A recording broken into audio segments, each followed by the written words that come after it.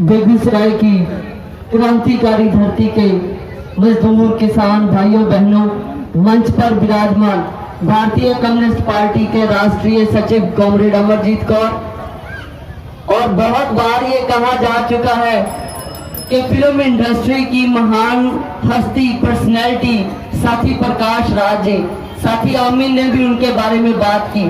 मैं भी एक बात जरूर कहना चाहूंगा कि इस चुनाव के माहौल में वो चेहरे, जिन चेहरों की बात दुनिया मानती है, देश मानता है, पार्टियां उनको पैसा देती हैं, मोदी मोदी मोदी मोदी करने के लिए करोड़ों रुपया लोगों की जेब में जाता है, और बहुत से फिल्म इंडस्ट्री के कलाकारों ने वो रास्ता चुना।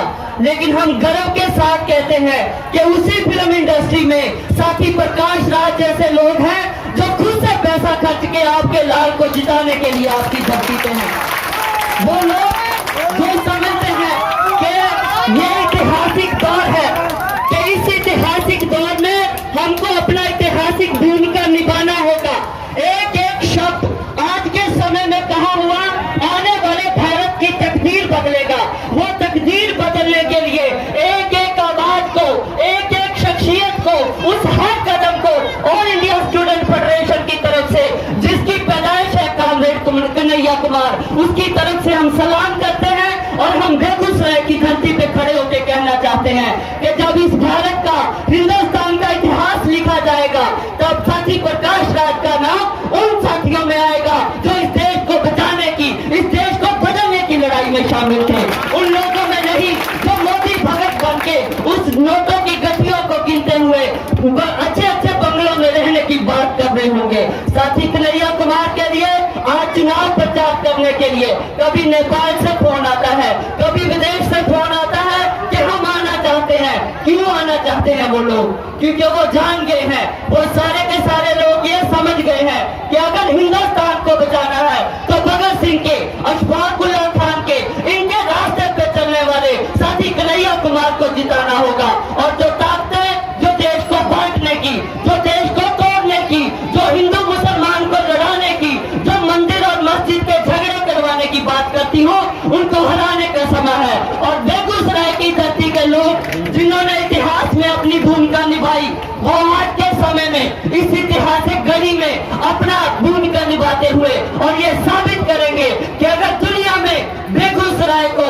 मिनी मॉस्को के नाम से जाना जाता है, तो लाल फरेरे को प्यार करने वाले लोग उसी ताकत के साथ, उसी समृद्धता के साथ कॉमरेड कन्हैया कुमार को जिताएंगे और पार्लियामेंट में बैठेंगे। तो आप लोगों को साथियों ये तय करना होगा कि 5 साल तक पूरे देश के लोगों ने 2 करोड़ नौकरी का इंतजार किया, जिसका वादा बीजेपी के सरकार ने किया था। वो क्यों नहीं पूरा हुआ वादा? क्योंकि वो सिर्फ एक वादा था जो चुनाव के बाद पूरा नहीं होना था।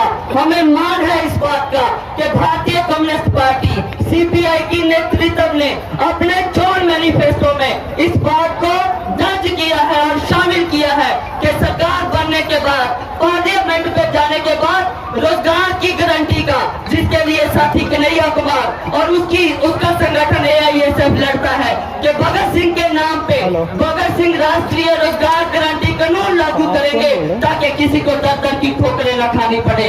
ये बीजेपी की सरकार और तमाम उनके साथी कन्हैया कुमार से डरते हैं। क्यों डरते हैं? क्योंकि उनको पता है कि जो पार्लियामेंट के बाहर रहते हुए इनके नाक में दम कर सकता है, जब वो पार्लियामेंट में गूंजेगा तो उनका क्या हाल होगा। हमें वो दिन देखने के लिए, ताकि हमें वो दिन देखने को मिले। आप लोगों के ऊपर इतिहास ने ये जिम्मेदारी डाली है कि पहले नंबर का बटन, ये सहयोग नहीं है साथियों, ये आपकी इच्छा है। जिसको पहले नंबर पे आने के लिए जब रिजल्ट का दिन आएगा तो पहले बटन वाला जो नंबर है, पहले बटन को दबाने वाले बेगूसराय के लोग दुनिया में जाने जाएंगे, जिन्होंने अपने लाल को, अपने बेटे को एक नेता के रूप में आगे करते हुए ऐतिहासिक जिम्मेदारी देके इस मेंबर ऑफ पार्लियामेंट जिता के भेजना होगा। इन तमाम बातों के साथ मैं कहना चाहूंगा कि जब हम पंजाब से आते हैं इस ऑल इंडिया स्टूडेंट फेडरेशन में काम करने के लिए, तो हम एक विरासत को लेके चलते हैं। उस विरासत को जिसमें गुरु गोविंद सिंह बिहार की धरती पे जन्म लेके पंजाब के लोगों का उद्धार करने के लिए जाते हैं। हम उस विरासत को मानते हैं, हम उस विरासत को मानते हैं जिसके एक सिरे पे भगत सिंह और दूसरे सिरे पे अशफाक उल्लाह खान खड़ा है। वो तमाम शहीदों की धरती, वो तमाम शहीदों का खून बेगूसराय के लोगों के सामने ये सवाल खड़ा है कि आने वाली तारीख को जब चुनाव होगा, जब वोटिंग होगी, तो बेगूसराय के लोग कन्हैया कुमार को जिताते हुए अपनी ऐतिहासिक जिम्मेदारी निभाएंगे।